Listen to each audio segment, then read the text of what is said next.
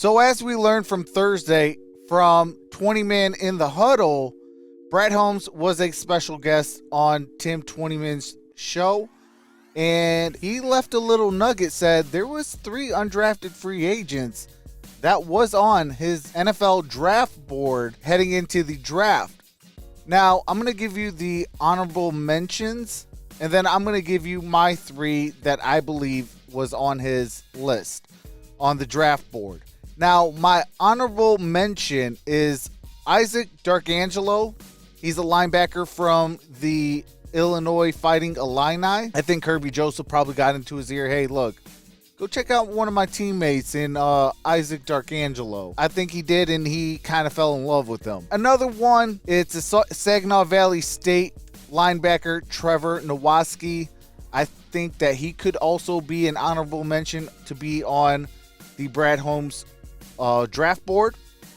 And then another player, he also got an actual pretty decent signing bonus when he signed his UDFA, which is Chase Cota, the wide receiver out of Oregon. I think those 3 are probably my 3 honorable mention. Now, obviously, one of them could be in, one of them could be out, things of that nature. That's why I'm kind of giving you 6 guys that could be on the 3 UDFAs that was on the draft board, 3 honorable mentions, and then the 3 that I think is going to be on the list. So, honorable mention, real quick, Isaac Darkangelo, Trevor Nowaski, Chase Cota, and then the 3 that I think that is on the Brad Holmes draft board that fell to UDFAs. One of them got a $100,000 signing bonus, which is Mohamed Ibrahim, running back out of Minnesota.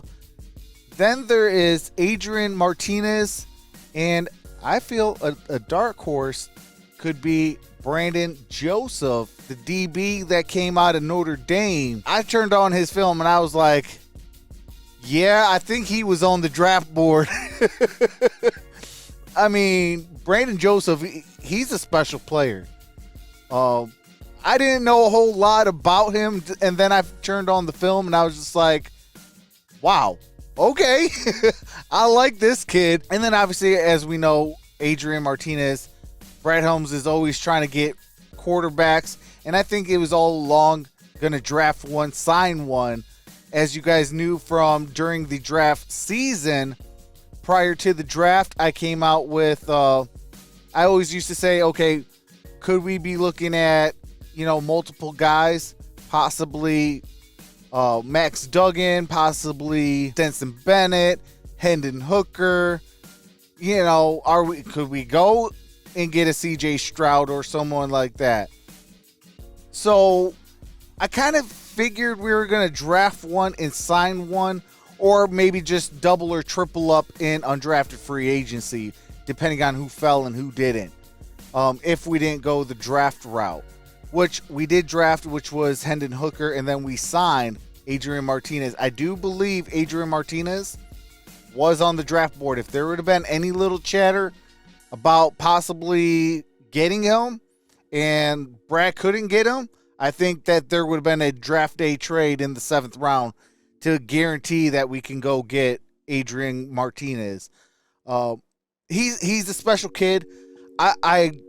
I would like to see him develop as a passer. To me, he just looks like a mobile quarterback, not a dual threat quarterback. And there's a fine line. A lot of people get those messed up a little bit. So mobile quarterback is like your Lamar Jacksons, or how people say is a glorified running back. They rather run than throw. They'll think run first, pass second. So that to me is a mobile quarterback. A dual threat quarterback is a Hendon Hooker. A person that'll stay in the pocket, throw the football, and if the pocket collapses, then we'll take off or hand it off to the running back. So that to me is a dual threat quarterback compared to a mobile quarterback. I think that Adrian Martinez, I haven't seen him a whole lot of throws, but he rather take off and pick up chunk yardage. And I think Brad Holmes and Dan Campbell have a special spot.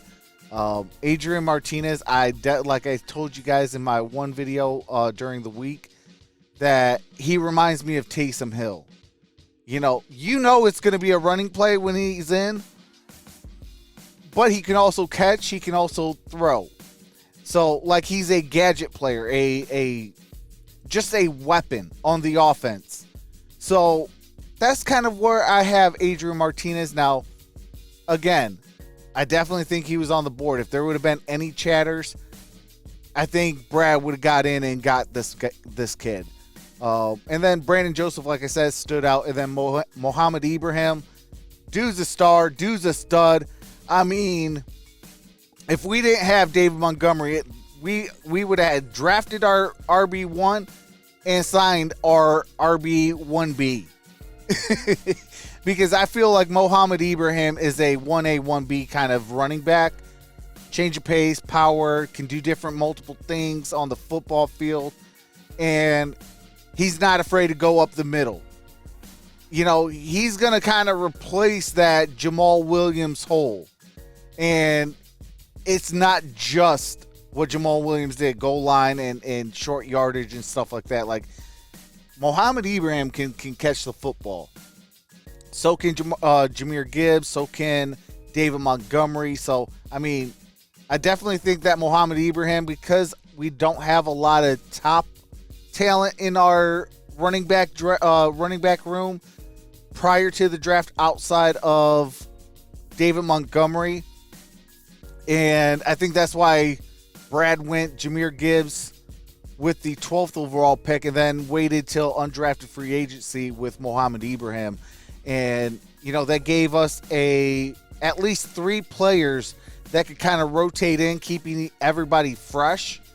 And then if one goes down, you got a Craig Reynolds, a Greg Bell, a Jameer Jefferson, things of that nature. But so, long story short, Mohamed Ibrahim, Adrian Martinez, Brandon Joseph, I feel is on the 3 of the undrafted free agency board. Honorable mention was Isaac Darkangelo, Trevor Nowaski, and Chase Cota. But let me know what your thoughts is. Who you think? Who's on that? Who was the 3 that was signed as an undrafted free agent that was on the actual draft board? Like, they were going to go out and draft this kid. Who's your thoughts? Definitely leave it in the comment section below. Y'all already know what to do.